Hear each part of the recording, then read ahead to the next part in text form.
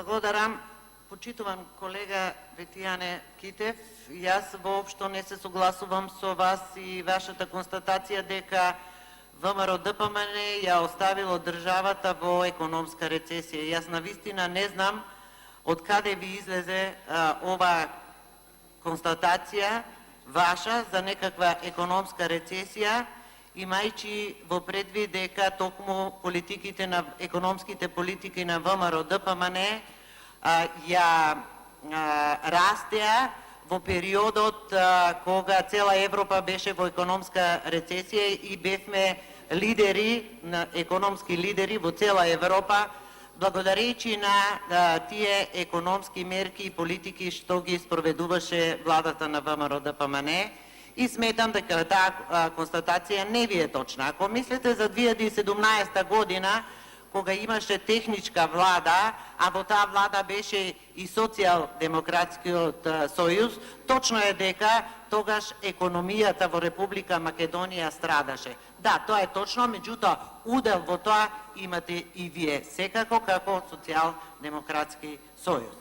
Друго што сакам да истакнам е, зборувавте за нашата општина и за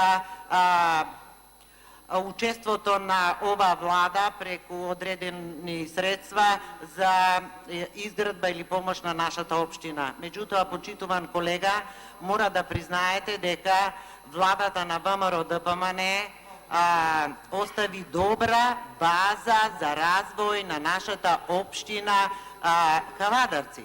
Така? Значи, нашата влада, како ВМРО ДПМН, остави една многу убава база за нашиот град Кавадарци, од тогаш навамо стопански да се развива. Ги оствари сите ветувања кои што беа ветени преку програмата на ВМРО ДПМН. Многу проекти се реализира.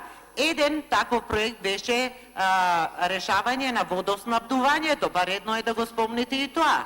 Се изградија доста регионални и локални патишта во времето на ВМРО ДПМН. Исто така се донесе една од најголемите странски инвестиции Дрексел Мајер.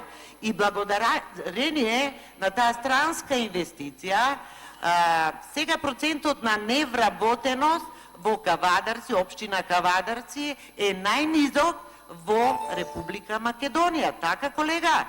Исто така и бројот на иселување на граѓаните од нашата општина, споредбено со другите општини, е најниско. Значи, нешто кога е добро за нашата општина, ние доаѓаме од иста општина, сметам дека